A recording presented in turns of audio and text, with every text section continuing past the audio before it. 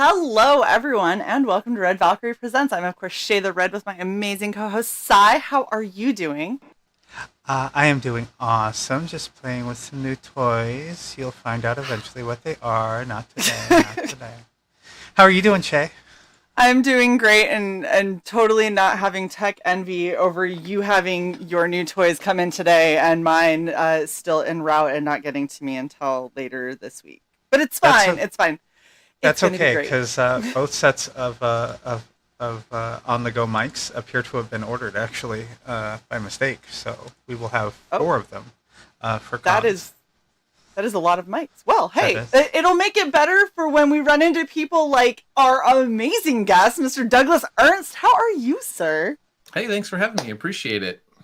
Absolutely. I am so excited. Okay, so if we could go back in time, I finally got to meet Doug at Heroes Con, and the thing that's super exciting about what Sai's talking about, the new toys and everything that they just got, is that the next time I get to meet somebody who does really epic comics at a convention, we can actually interview them live there because we'll have microphones that will work reliably and actually capture good audio as opposed to the ones that I have now that are, $30 and iffy at best. Hey, but hey, yes. babe. I forgot to tell you one of the other things, because I mean, what the hell is audio if you can't record it? So right. We're gonna have a GoPro for walking around cons. Oh my gosh, that's insanity and awesome, and it's gonna have one hell of a view if I put it up on my On your shoulders head. or my head. It's got a head strap. We'll head mount it to Shae, and you guys can see what it looks like at the 6'1" or 6'7.5" when I was wearing those heels. So it's a different world. It has a head strap or a chest strap. So we don't want to cover the boobs though. So yeah.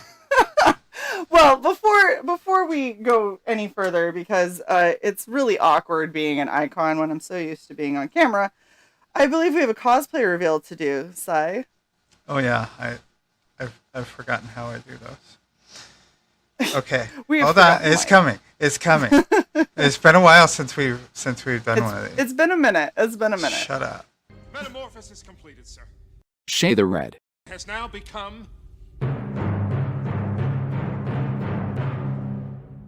awesome.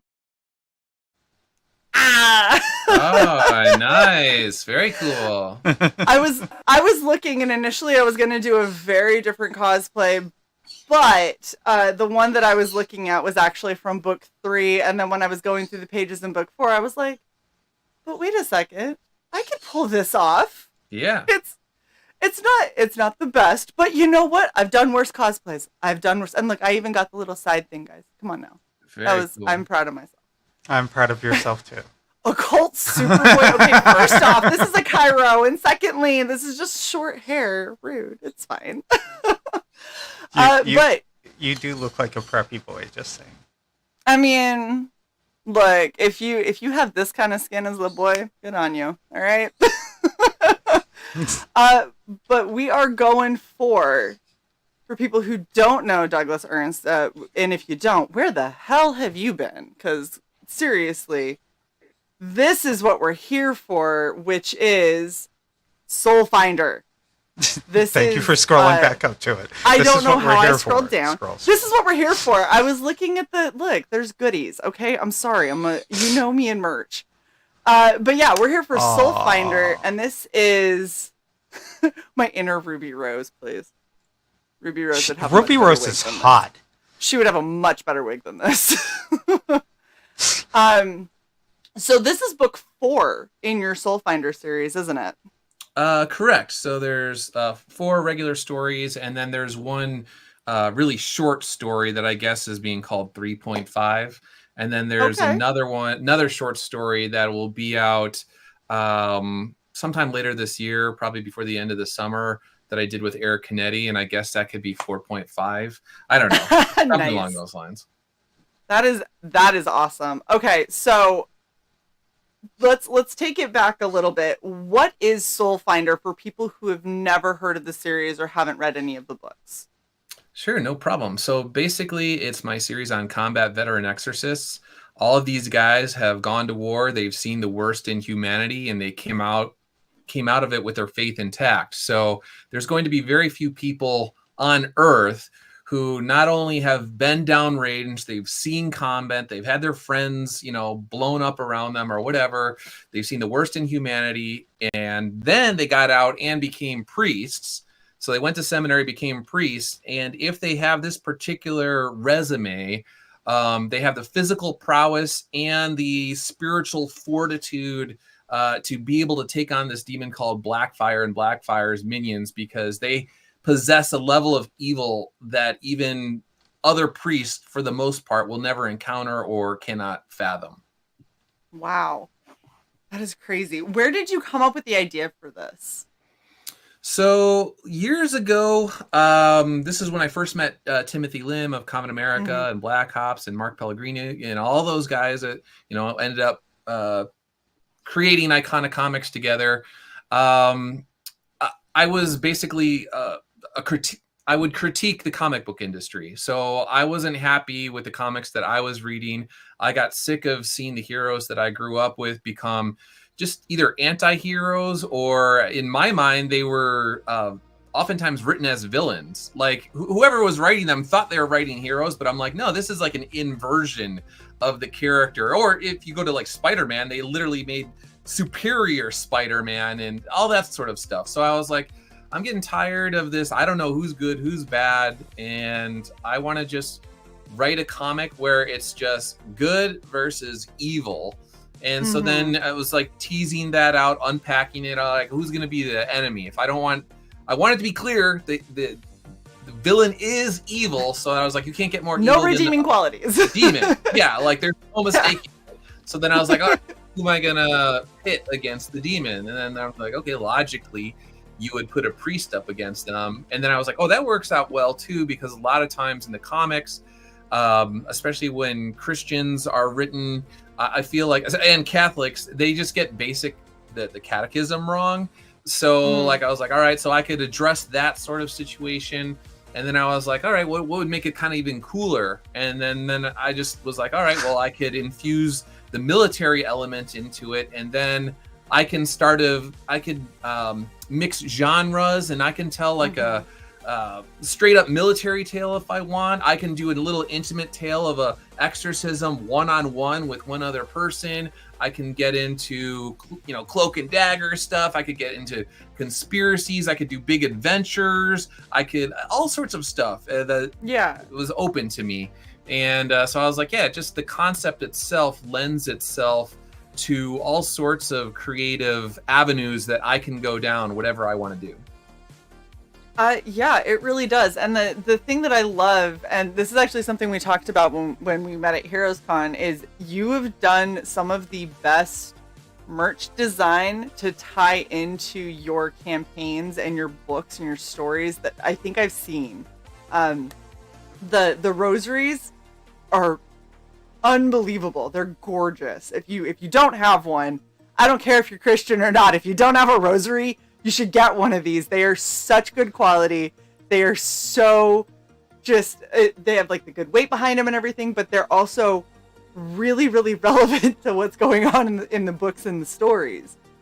Yeah, that was another one where I took a chance. I liked Rugged Rosaries a lot. They're the ones that ended up collaborating with me on this.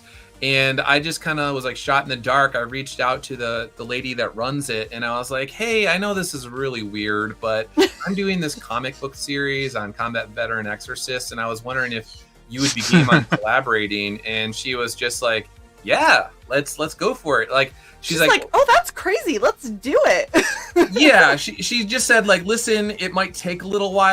We're building our own business. We got all sorts of stuff going on, but we would that would be kind of cool. So I was like, all right, great. So the first batch, I want to say it took like at least a year from kind of pitching the idea to her and then them finding time and everything just working out. So that's one of those lessons where sometimes if you want to do kind of cool merch, it's going to take a while for it to come to fruition. So you need to have that sort of like long-term vision and just be committed to it, because if you're not, you don't want the series to end before you even get your rosaries out there or whatever. Right. I was trying to see if I had my rosary right here, but it doesn't look like I do. What was your question, Sai? I saw that. My question was that since these are rugged, can I choke a bitch out with them, or is that not advised?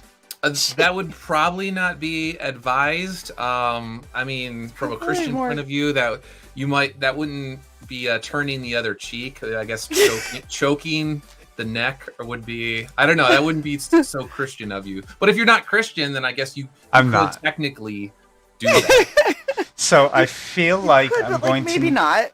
I'm gonna need to restring these on piano wire, and yeah. No. Okay.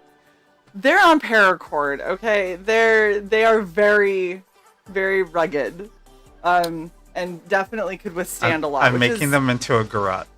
No, you're not. I'm vetoing this idea already. This what was it, Jet Li and Lethal Weapon 4, where he had those prayer beads that he used to just. There have been people that there was at least one. Like image made of someone that reads the series where they turned it into a weapon and they were choking out Carly from Common America. So you're not alone with coming up with that idea, but at least in my books, the Soulfinder proper, you won't be seeing it. I actually, maybe if there was like a demon and he had to choke out a demon with it, I guess you could possibly weaponize them for I guess you could do that. Control. Soak the paracord in holy water, and then it's like that actually is not a terrible idea, because paracord does hold on to moisture just a little bit. If you just coat it in some holy water, that's one hell of a weapon. There you go. All right, so up until this point, like this book 4 is kind of like going back to the beginning of where these two exorcists kind of started, right? Correct. Okay. Yes, so that was a situation where early on I try to tell people that I have this like vision for like the first 6 books will have a major story arc, and then within that there is a smaller arc for a character, William Nebel, who's like a nuclear submarine captain. And I wanted to do it where each story is its own self-contained tale, but you don't necessarily have to read them in order. And it's really up to you on which order you want to read them in. But eventually, if you read all 6 when they're all completed, then the puzzle will be complete. So it's like you're the one who's putting the puzzle together, however you want to do it. But if you want to start with volume 4, and then next year's volume 5 takes place in the 80s during the Cold War, then you could do that. Or if you want to just read as, volumes 1 to in chronological order, you could do that. It's up to you. Shae, I want nuclear submarine story. Well, we'll get there, because I've already got. I know that I have book 1. I'm pretty sure that I have 2 and 3. I'm pretty sure. I have to go back and double check. This is the problem with Iconics. You guys, Iconic Comics is so good at putting out your books so consistently. Thank you for adding your books at the end of that sentence. I appreciate it. Stop. Anyway, you put out books so consistently, and you have so many amazing covers for them. I forget what I have, because I'm like, I remember thinking this cover was cool, but did I think it was cool and I was broke at the time, or did I think it was cool and I bought it? And now I own it, and I still think it's cool. Well, then you have the crossover book with Tim and Mark, and then sometimes Father Redder just sort of like appears as, I don't want to say they always give him like really choice creative real estate. Like I'm like, wow, I can't believe that's kind of crazy. It's not just like a little cameo, but so like everything's sort of bleeding together. And so that could probably be confusing at times where we're like, wait, was that actually in a Soulfinder story, or was that in Black Ops? So I can't remember. Right. Yeah, because you guys do. It's a really good like world that is kind of that just can coexist at times. But Soulfinder, I definitely have book 2. I remember this book cover, so I know I have book 2, and I know I have book 1. I'm pretty sure it's so that I crazy have book 3. Because we went by the con table, and it's like Which one of these 7 Common Americas do we actually have? Common America is a whole other story because there's so much cheesecake covers. But the thing that I like with your artwork and like your book covers is it takes a really kind of grunge real world kind of look at a lot of stuff instead of being, you know, super highly saturated bright colors or having cheesecake or anything. And it's because of the story. The story is so serious that, you know, the artwork is just incredibly fitting for it. Soul Ion asks, how long is the series going now? I remember when book 1 came out, but it's already been a while. Sure. So the first book came out in 2019. That's the one that I did with Timothy Lim. And then after that, Tim was like, hey, Doug, like, I like working with you. It's been super cool, but I got this thing, Common America. I got Black Hops. I got all this sort of stuff. So I can't be your full-time Soulfinder guy. It's not going to happen. But I know this guy, Matt Weldon, and he's really cool. I think you guys would hit it off. And so do you mind if I introduce you to him when you're down in Texas? And so then I went down to Bell County Comic Con, and I met Matt, and we like sat next to each other eating pancakes or whatever it was, and had a really good conversation and went from there. And then I sent him the script, and Matt's a religious guy as well. And so he liked the content. He liked the message that I was trying to get across. And so I've been working with Matt ever since then. And he's working on volume 5 right now. He's actually really well into it. So I have to get on the ball in terms of making sure the color work is in line and getting all the covers and all of that sort of stuff for next year. That is awesome. So a question that I have, and we talked like a smidgen about this, but like you decided to take a route that a lot of people, especially in 2019, a lot of people were not comfortable taking in creating a story that has a very heavy religious background to it. How do you think that that's gone? Like, what has been probably like your biggest source of kind of, you know, like your struggle to try and get this to people, and what has been probably like your more surprising success side of it? Yeah, that's a really good question, because I'm trying to, how do I be tactful here? So even just talking to people initially about the concept and what I was trying to do, there are always people that they're nice about it, but you can tell that their eyebrows are like, really? Like, don't you think you should, you know, there's always, no, I shouldn't say always, but there are people who are like, what if you had a sexy nun in there? Or, you know, like, what if you somehow had some boobalicious action going on somewhere? I mean, are there succubus in this? Yeah, so like, and I was like, no, it's just like these military guys, they're vets and they're taking on demons. That's all it's gonna be. So then I'm like, okay, I don't know. Like on Indiegogo, I feel like you should, you know, have some breasts in there. And then it's like, okay, so then it comes out and then it does, you know, well. And then it's like with the rosaries is another one where it's like, all right, I'm going to make rosaries and that's going to be offered with the book. So then there, again, it's like this like eyebrow raise, like, do you think people are going to want to buy, like, why don't you just do like just sketch cards, or why don't you do like whatever? I don't even know what, you know, universal.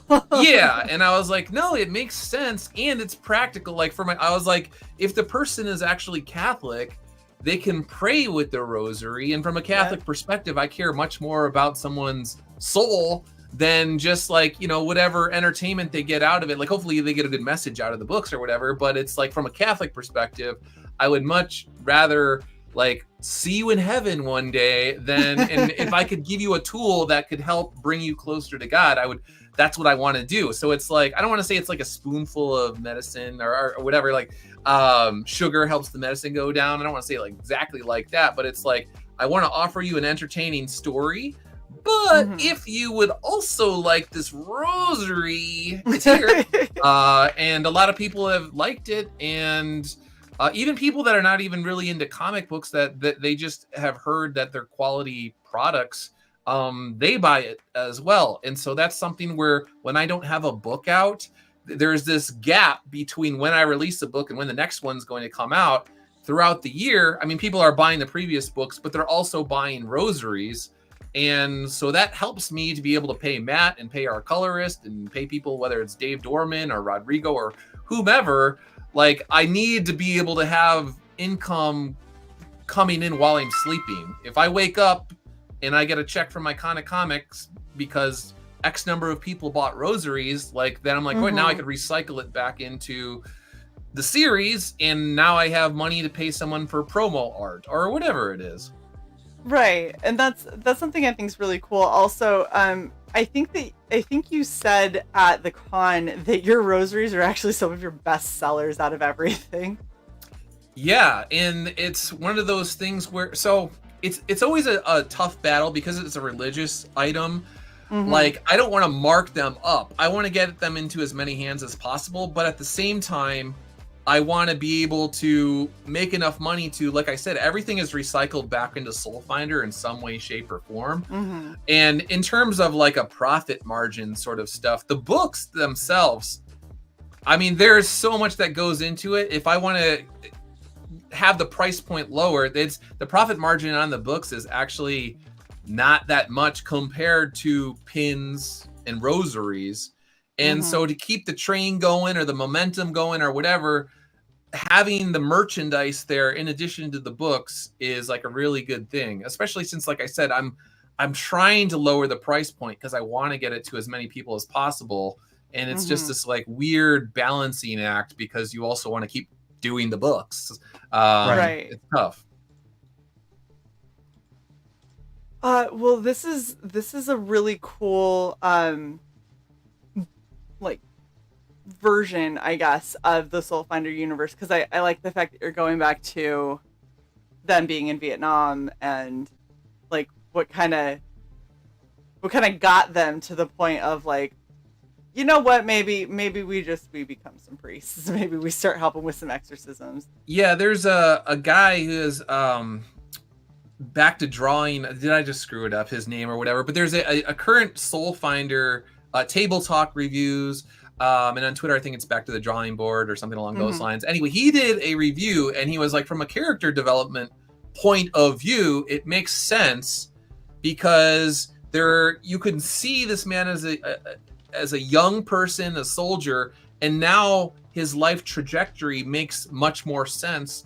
Like you could kind of connect the dots and you're like, okay, I see what happened to him when he was in his early 20s and he, was in Vietnam. I can now read Demon's Match and Black Tide and Infinite Ascent, and I can see like, oh, it makes sense that he would grow into this sort of elderly man in his 70s.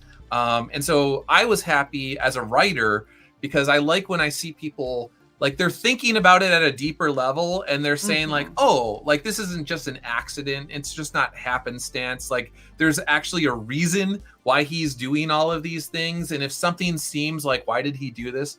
There's probably a reason for it.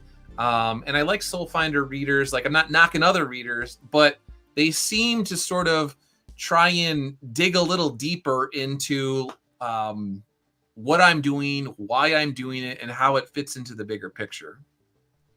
Right. And this is, I think it's really, like, for me, I really enjoy these kinds of stories. And I like that it's coming at, like, book 4, because you get the kind of the action, you get the characters, you start to care about them, then tell me their backstory. Like, I don't need to know everybody's tragic past right up front. And in fact, in a lot of situations, that makes me like, oh, it's another person who, saw something horrific and now this is what they do. Or it's another person who had like a troubled childhood and this is why they turned into whatever supervillain.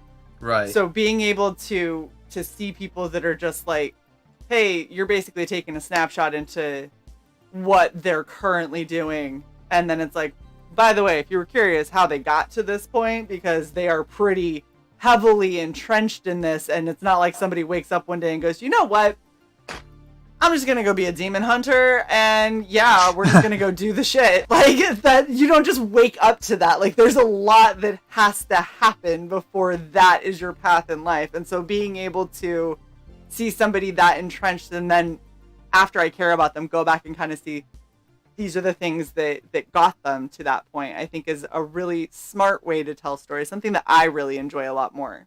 And sometimes there's been this thing where, so with Black Tide, that one's been the one where people either really love it or they're confused by an element of it. So the main villain, Nebel, it's actually part 2 of a 3-part story arc.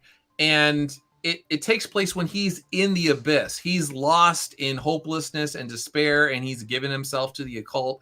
And some people were just like, well, I would have liked to know more about his past. And then in my head, I'm like, you're going to get it. You just have to trust that I'm going to tell that tale, which is, again, it's volume 5 next year. And it was like, I would have, on some level, liked to tell the whole arc in one thing, but Matt Weldon only has so much time in a day. He's a busy guy. And it's like, okay, I can either spend 2 years giving Matt the script that would cover this great expanse of time from the 80s and the Cold War to present day, or I can just tell a story where actually part 2 was more about solidifying Chua and Crane and Redder as a team, in showing that if you take any one of those guys out, like, things go haywire and the mission fails. And then I could go back later and say, like, okay, well, Nebel's past is its own story, and I want to be able to tell it right. And I didn't want to just rush things out there. And so then it's like, again, it'll be a puzzle piece. So next year people will see, like, okay, this is why Nebel, this was his initial descent into the occult, into hopelessness, into despair. And then volume 6, ideally, God willing, everything goes according to plan. That is where you have the final showdown between Nebel and Crane and the other guys. Can the Soulfinders pull Nebel from the abyss? If love and hate clash against one another, which one wins out in the end? Very cool. So, for people who don't know or have never been to the Iconic Comics website, you're able to get, obviously, book 4, which is the most recent, but you're able to get all of the past issues, correct? Yep. So that's one of the things that I like about just putting the books whenever I can onto the website, is I will always have previous versions of the book available. Now, the hardcovers, at some point in time, I can't just... those are much more expensive. But the saddle stitch versions, I can easily, print those if they run out. So basically what I do is I try and print enough where I'm like, okay, I know that basically when the book first launches, I will sell this number of books based on, where we've gone. As long as I could at least retain or slightly grow or whatever, that's fine. And then I need enough. If I'm going to do Bell County Comic Con, I sell this much. If I'm going to be in North Carolina, I'll probably sell this. If I do like 2 other. So I try and basically get enough that will last me for a few years. And then when those run out, then I can just go and print more saddle stitch along the way. Very, very cool. And then they're also available, the digital versions of everything are available as well. Volume 4 is not available digitally yet, but it will be after Bell County Comic Con.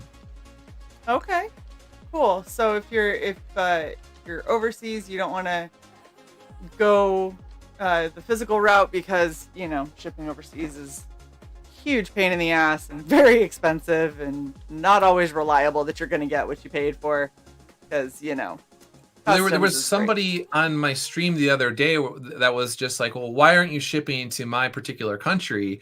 Like, don't you think you should do that? And it was like, well, first of all, Iconic Comics does print to multiple countries in Europe and Japan and Australia and all sorts of things. But a lot of times these countries have VAT taxes. And basically, in my communications with Iconic, what they're trying to do is be able to factor in the VAT tax beforehand. So that way, if you don't do that, sometimes you can send to people in Europe and then they get like not penalty, but they get hit with a the bill. Import tax. Yeah, upon the delivery, they'd be like, oh, you already paid for the book, but also now you owe, I'm just making up a number, like an extra $20 on top of it. So I think what Iconic is basically trying to do is when you pay for it, you're not going to get a surprise on the back end. And some countries are just, it's a little bit more difficult. It's a slow process, but I know that it's constantly trying to expand to more and more countries in a way where people don't get bad surprises and bills out of nowhere when they get their books delivered to them. Absolutely. Shae could tell you a story about trying to ship her original art to Northern Europe. It was horrible. And the person that purchased, I did custom painted wallets. They were really cool, and we sent them.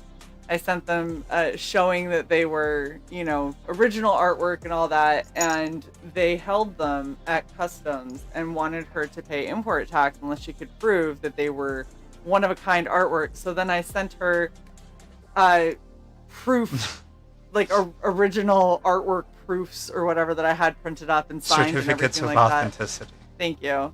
You're and welcome. And they were like, "That's nice. We still don't."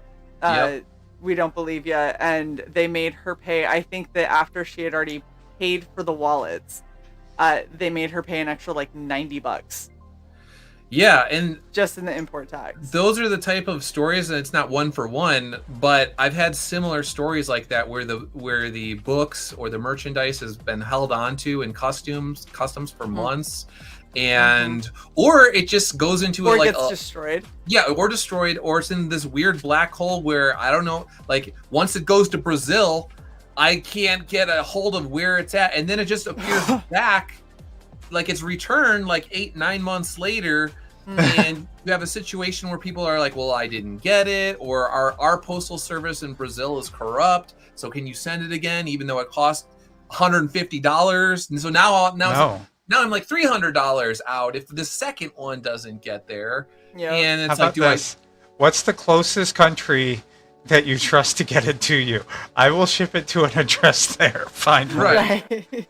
Do you have a cousin? I mean, Brazil. I'm sorry to beat up on Brazil because the readers there have been outstanding and awesome, but the actual postal service, I cannot stand their post. So there was one instance where whatever the code was, I think like there was like I was one off or something when it was like entered into it, like someone screwed up, but it was the equivalent of like it would get to your block and your local post office guy knows because it's your name and it's like, instead of 516 blah blah blah, you put like 517, but there's only one guy named Doug on that street, and so the reader was just like, they have to know, because I showed them the screenshot. I'm like, here's your thing. And like, whatever. They're like, they know it's me, but they're just the worst postal service in the world. And they're lazy and they're not going to do it. But there is no excuse why they shouldn't deliver this book the way that, everything is.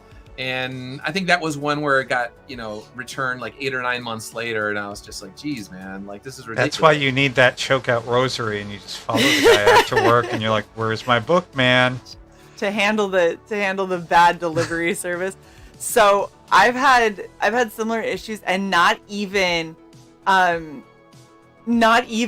for anything crazy. Like FedEx is one of the worst delivery services I've ever seen in my life. I have something that was supposed to be delivered at the latest 2 days ago from FedEx. They've had it in a city that is within 30 minutes of me for 2 days, and they can't give me a delivery date or an alternate pickup location.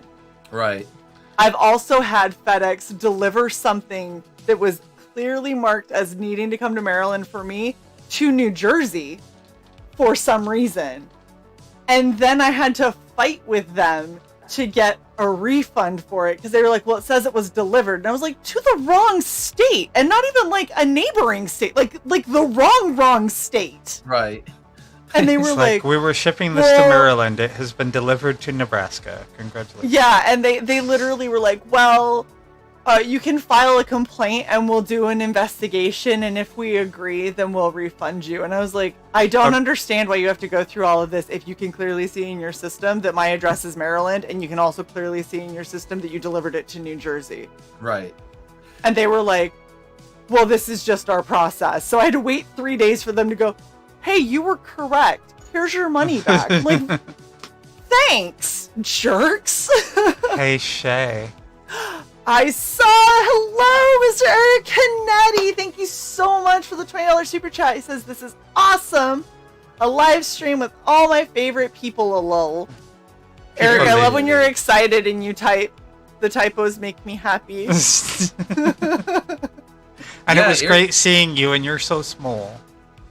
Eric's he was kind enough to do the short story Noctis Trari for me that as I was saying earlier, that'll be out after Bell County Comic Con, and he has been the nicest guy. Eric, he really is. Yeah, he's just super nice, super professional, and it's been so historically it's no secret Tim and I and Mark are very skeptical of pros from the industry or whatnot, and rightfully so. I've seen you guys in the early days. If I was in your position, I too would be quite skeptical of pros coming around me. When Tim was just like, hey, there's guy Eric Canetti and he's part of Iconic, I was like, I know of Eric, but I don't know him. Let's see. Right. No, he turned out to be like the coolest guy ever. He's like, see, Doug, if you had watched our channel, you would have seen us doing a show with Eric for about a year, and you would have gotten to know him that way. There you go. And Eric's a sweetheart. Eric is one of our favorite people in this entire indie scene. So I'm really thank you so much for stopping by, Eric, and thank you so much. I mean, as much as an indie as a person can be who used to work for Disney making Tron. I mean, come on. He's in the scene now. So he's now indie. He may have been like super pro, but he's now indie. And I'm just still in awe of tiny little Eric. That's it. Eric and I can't say that about many people because I'm 5'7". So, when he came around the table and gave us a hug at Heroes Con, that was awesome. That was awesome. Well, and it was really cool seeing like the Iconic Comics crew. Like when you guys roll up on a scene, you roll up on a scene. Like it's crazy because you guys had this just giant table display basically, and it was like, well, over there that's Soulfinder and that's where Doug is, and then over here this is where Tim and Pellegrini are, and then over here that's where Eric is, but it's all Iconic Comics, and it was just one of those like really the cool iconic things corner. to see. Yeah, it really was. It was really cool to see all of you guys together and to just know like these are all quality storytellers, quality artists, quality creators, and they're all under one brand, and so I can go to Iconic and I can just know that whatever I'm going to get is going to be fantastic. And we got the free little print. Yeah, that was very nice of Tim. Yes, it was. Okay, so I'm sorry, I just saw you have a little drawstring bag, and this is so cute. With Eric Canetti art. Look at that! Oh, see now I was thinking it was adorable because I'm like I need another bag, and then you said Eric Canetti art, and I'm like, well, maybe I do. I might. I could need another bag. Hey, I'm gonna need a rosary. I have plans. I'm not going to allow you to use a rosary to choke somebody out. That's not my plan. Waterproof. I like it.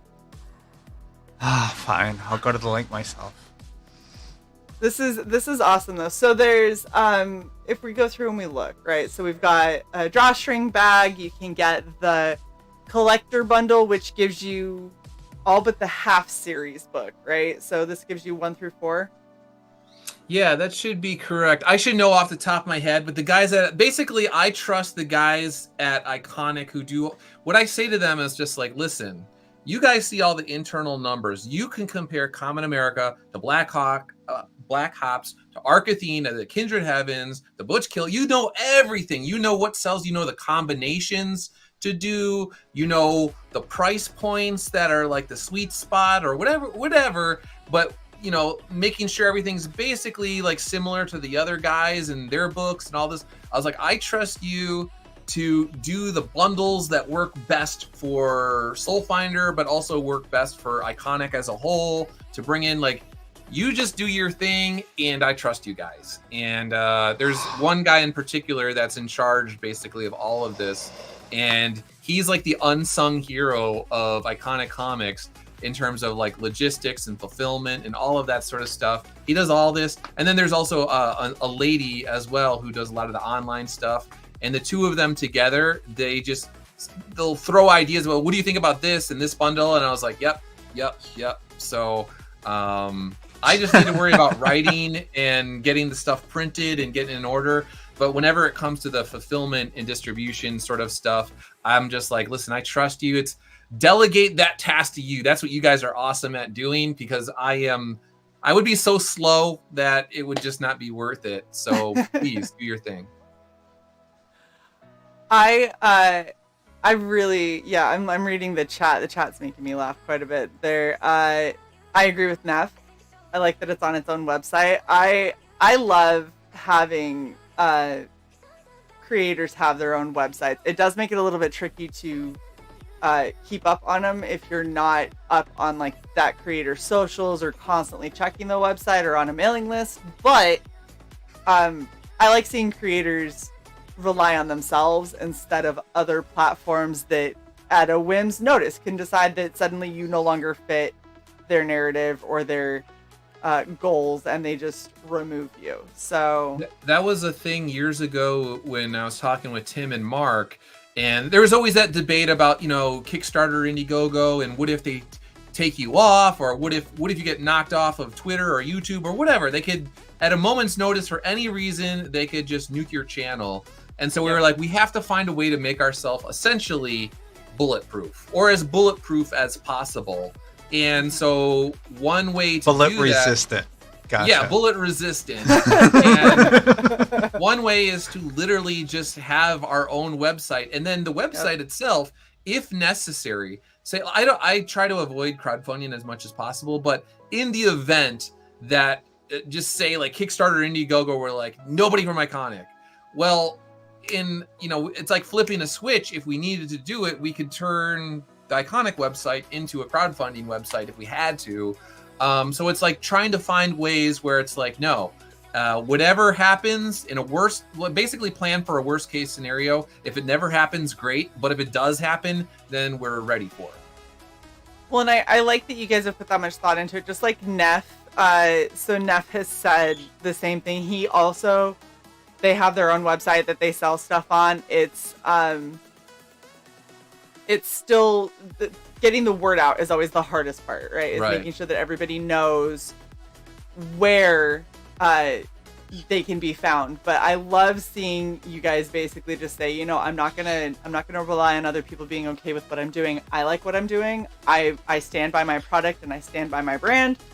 And if I'm just gonna make my own place for it. That's the same way that I know Alex and I both have felt about our own stuff and just wanting to, hey, let's do our merchandise and our stuff, and eventually our books. We'll do them on our own website, where that's where you go. If you want anything that has anything to do with Red Valkyrie, that's where it'll be, because we have control over that. And then I don't have to worry about other people mass flagging anything or, trying to just take me down because they don't like something that I, said one day or that I'm breathing. I don't know. And even with like Twitter, even though it's improved, like Twitter is a situation where I believe my account is throttled because I have 11,000 followers or whatever on Twitter. And when I will put out a tweet, there are many times where say a Soulfinder tweet, it'll typically get to like 500 people and then just like, boom, stop. But then somebody who has 100 or 150 followers, they will do a Soulfinder tweet and it will go to 1,500 to 2,000 people. So it's like the actual creator of Soulfinder could only reach a ceiling of 500 oftentimes, unless, when Tim and Mark help me out, that, it goes up or whatever. But on my own, I have like this ceiling that's like somehow there. And then our readers, the ceiling is a lot higher. So I'm like, thank God Iconic has its own website, and even I can't deal with Twitter. I can't deal with YouTube, but at least, word will organically get out if the books are good, that people will start coming to the website. See, Shane's the same. Speaking of which, I hardly see Ernst tweets anymore. I also don't see your tweets hardly ever, which is insane to me. But then again, I click on who I'm following and I click on for me, and I have found that they both just have a collection of whoever the hell Twitter wants to show me, and it's not always people I'm following, and it's not always stuff that I give a crap about. So I don't fully understand it. Yeah, and sometimes people will somehow think that you're like ignoring them or whatnot. And it's like, no, Twitter only shows me unless you're literally on my mind and I go to your site or your channel. Like it won't, for whatever reason, the algorithm just decides like, okay, we're gonna show Doug this and that and the other thing. And sometimes it's like, why are you even showing me this? I don't want this. This is very strange. So yeah. Sai did have a question for you. What is the difference between the rosaries? So obviously the Infinite Ascent rosary is out of stock. You have a black tide rosary. Are they different? So from a Christian Catholic perspective, they're just saying the rosary. You can say it on any rosary as long as it has, the correct beads and whatnot. But I like to just mix it up so there's a new addition. And so whether it's the centerpiece that I'm in, so how do I say this? If there's like a Saint Benedict medal, there are different things. If you're Catholic, if you know sort of situation. But from a reader perspective, like it's just really making some sort of line or different, letting people know that there's another installment out there that's a little different. So for the new one, I did Memento Mori. So there's like little skulls that every decade has a skull on it. And Memento Mori is just translated basically letting you know that you can die at any point in time and you should always have it. You should live your life in a way where you realize your own mortality or whatever. And so you see the little skull beads right there, Shae? Yeah. On the other one, it doesn't have that. There's a big chunky metal piece. Mm-hmm. Yeah, that's why I clicked on it to make it bigger so the audience could see. So the Memento Mori have the skulls, which is a cool addition, whereas the other ones just have the large Our Father beads, correct? Yeah, so and then so in the future, there's a not short story. There's a standalone Detective Chua story I want to tell that will basically be about Memento Mori, and that's like the theme that will be running through it. So I will do another batch of rosaries, and then maybe instead of gold skulls, I'll have silver skulls or something along those lines. This one, the centerpiece, it matched up with your shirt actually. And the Cairo. Yeah, so basically that was one where Tim had created the symbol that now has worked its way into the series. And so that was me saying like, oh, what if I just did a rosary that sort of like honored Tim's design work and what he did with it. And so, like I said, the overall rosary, it's the rosary, people are going to pray it, but then I just find little ways to like mix and match and add little new details to each one. Nice little touches, and so it's you have choices. So they're all very similar, but you do have choices. And if you're somebody who likes rosaries or uses them frequently or likes to give them as gifts, there's different kinds, so you can kind of mix and match what would work best for your. And then it's almost like a time capsule, maybe. I don't know, where it's like if you read Tunnel Hounds and you got the Memento Mori rosary, then 5 years from now, like that's just tied. Like, oh, that rosary came out with Black Tide. That rosary came out with Infinite Ascent. This one came out with Tunnel Hounds. I don't know. That sort of. I'm just basically trying to have fun and offer new stuff, and like you said, offer people a variety, and then just see where it goes. Absolutely. So I checked 3 different sites. It does not look like you're shadow banned. You just might be deboosted, I think is the word. Yeah, that's where. So when you go into Twitter's analytics, it'll say like how many, like the impressions is how many people see it. And then it's like, okay, Elon Musk said, if you get like 1 like per 100 impressions, then you're doing a good job. So I will look at my engagement to impressions and I'm like, well, according to Elon Musk, my engagement versus my impressions is like outstanding, but the impressions never goes up.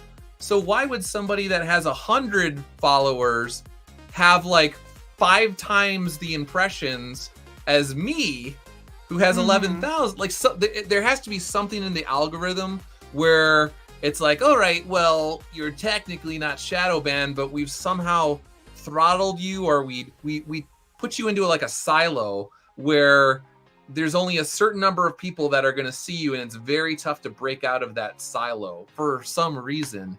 I don't know. I think something with the algorithm changed. It's strange. Yeah. Nope. I definitely see that. That's happened with a lot of people that I follow, that I talk to all the time, that I'm in multiple chat rooms with. I never see their tweets. And so I've just stopped paying. Like, for the most part, I go on Twitter, I check my DMs, and then I check my notifications, and then I leave Twitter. I don't even worry about what people are posting on their walls anymore, because I'm like, oh, I'm not going to see the people I care about. And then YouTube has done a thing to me where, so that Back to the Drawing Board guy did that review. I will let, when people review my books, I like to comment on them and say like, thank you for doing that. So I wrote him like a nice little thing, and in his video, he's like, sometimes Doug will come by and comment, and it just disappeared. So then I go to him off to the side, and I was like, hey man, I don't know if like you deleted it. If you did, that's cool. It's like whatever. But I want you to let you know I did write a nice little thing to you, thanking you. And he's like, wait, let me check. He's like, nah, it's gone. It's not even in spam. So I'm like, now I can't even like, even when I'm trying to say thank you to people, I could. There's a situation created where they may like, Doug's so ungrateful. I reviewed his book and he didn't even like comment on the review, and I'm like, I did, but YouTube, like, I swear I did. I really did. Yeah, they flushed me down the memory hole or something like that, and so I don't know what's going on. Yeah, well, I'm happy that, you know, like I said, that you guys have the Iconic website. Like Neff said, you guys over at Iconic are doing it right. You're the company to kind of watch when it comes to if you're wanting to do something similar. You guys are actually putting in the work and doing it well. So at least you got that, because, you know, I'm in marketing right now. I'm getting a marketing major, and I can tell you one of the things that I hate the most is when they talk about going over social media and like social media ad campaigns and analytics and things like that. And every time I look at them, I'm like, you know, so much of this is just such bullcrap and not even remotely helpful to the people who need it. And so, yeah, and it's weird because like Elon will say like, well, if you buy the, you know, premium plus or whatever plan it is, then that affects the algorithm. And not that it's like pay for play, but basically he kind of says that. And so I was like, okay, well, I just paid for the premium Twitter thing, and it has zero effect on the 10 anything. Or the 20. What's that? The 10 or the 20. Whatever the highest non. The highest is the 20. It's what I pay for. So yeah, and so I was like, all right, let me do an experiment here, and I was like, oh, let me just do it. And also, it like gives you access to like the writing or blogging or whatever aspect of it. I don't know, like articles. Yep. Yeah, and so I was like, all right, I'll pay for that. Let's see if nothing changed whatsoever. And you get Grok. So I mean, yep. How could you go wrong? So exciting. And you're supposed to get support via DM, and I can't get support via DM because it's like, hey, if you subscribe to premium, you could have DMs with support, and we could fix problems. I'm like, my problem is that you guys don't recognize I have premium to give me a DM support, fuckers. Yeah. So Sai says here, a book, a rosary, and a patch. Not a patch, a pin. Whatever. But we did talk. And patches are definitely at the forefront of Doug's mind, correct? Hold on. Yeah, then Volume 6, there's a mission that the Soulfinders will have to go on, and they'll bust out with a specific uniform that will actually have that particular patch. And then I will actually make a patch, actual patch, that will be available with Volume 6. Again, God willing, campaign or launch or whatever you want to call it. There you go. Awesome. Babe. Thank you. Thank you for You're the welcome. correction. I deleted the other one from the chat. Also, if you guys are like Cyborg and I and are massive patch fiends, there is a Cairo patch, which is pretty freaking badass. I really like this, and I like the texture that you have in it, where it looks like it was painted with like a big thick brush, hastily, on the side of a building or something. Yeah, that's Timothy Lim with his marketing design savvy. He always comes up with like really cool stuff. Even the original Soulfinder, the text or symbol or whatever, he came up with that. He was like, "Hey, I can save you some money if I just do it myself." And I was like, "Thank you." So over and over again, you say that sounds wonderful. Yeah. So it's one of those things where it's like, he's like, "Well, you could pay someone, like, here you go. What do you think about this?" And I was like, "Yeah, cool, man." So multiple times over the years, he's kind of like come through with design work or, random promo art, or figuring out ways, Tim and Mark figure out ways to organically fit Soulfinders into their stories, because every time, they read about my characters in Black Ops, then they go to the website and they're like, "Oh, let me look into this, Soulfinder," and then right. Oh, it's got an entire series that's all on its own that is entirely separate from Common America. Like, that's crazy. Entirely different from Black Ops. Like, I think you guys have done a good job of the crossovers too. The pressure is always on, because I always want to do the best I can, but because I know that Tim and Mark are essentially in many ways like funneling people to Soulfinder, I was like, I have to write a good book, because I don't want them being like, I checked it out because of Tim and Mark. Why did they send me to this goofball guy or whatever? So I'm trying my best to keep the bar as high as possible. Well, that's awesome. I'm very excited. I'm glad that you have book 4 coming out that I can actually hopefully get in the next couple weeks here. If anybody needs a commission, you can hire me. I'm just saying. And then I can go and buy Soulfinder. And, just you help a girl out. It's fine. Anyway,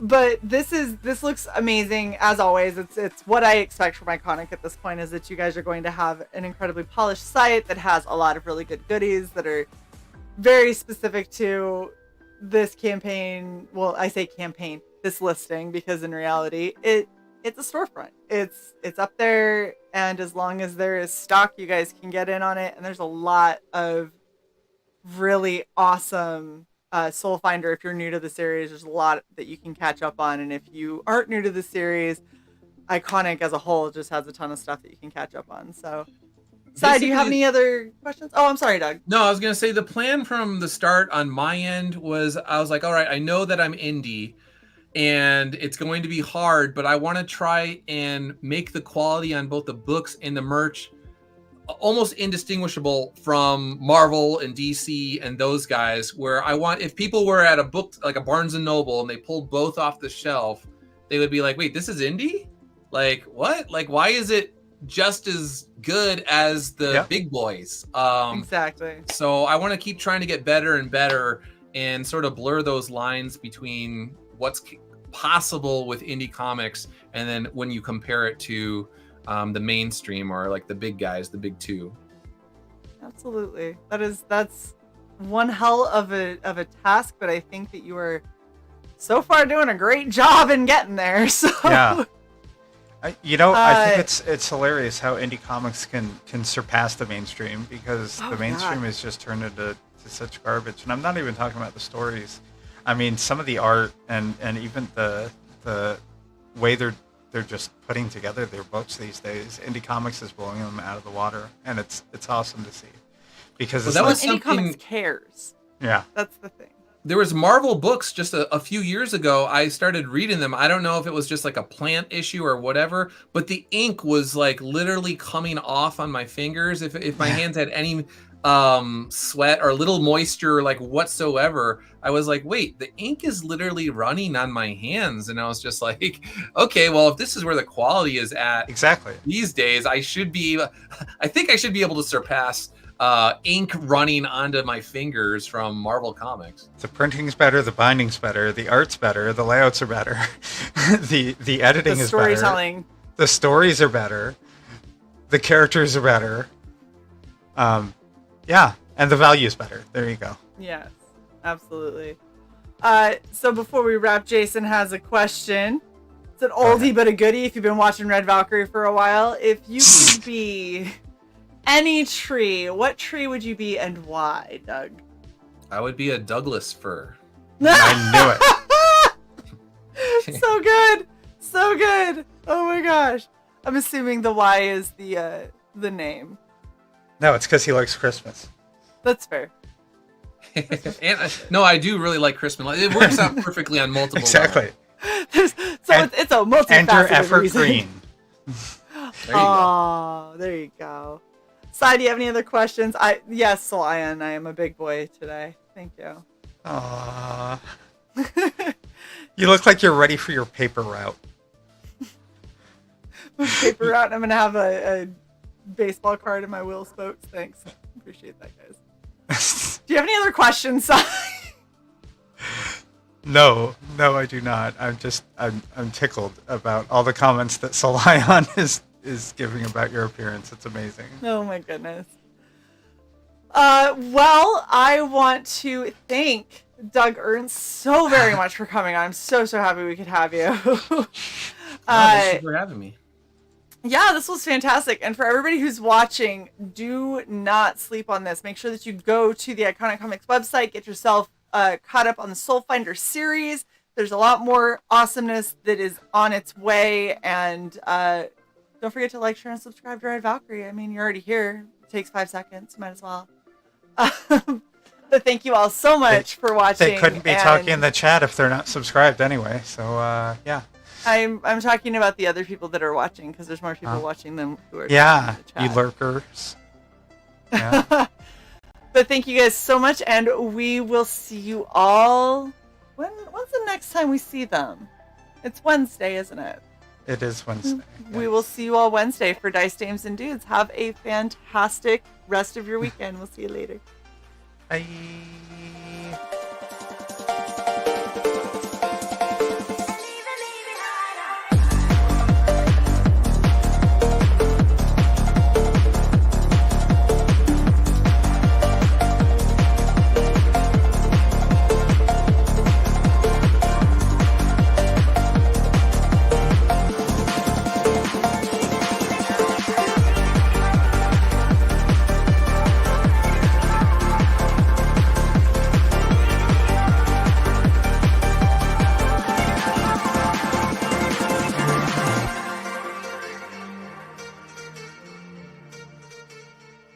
thecrookedline.com The most exclusive site on the web.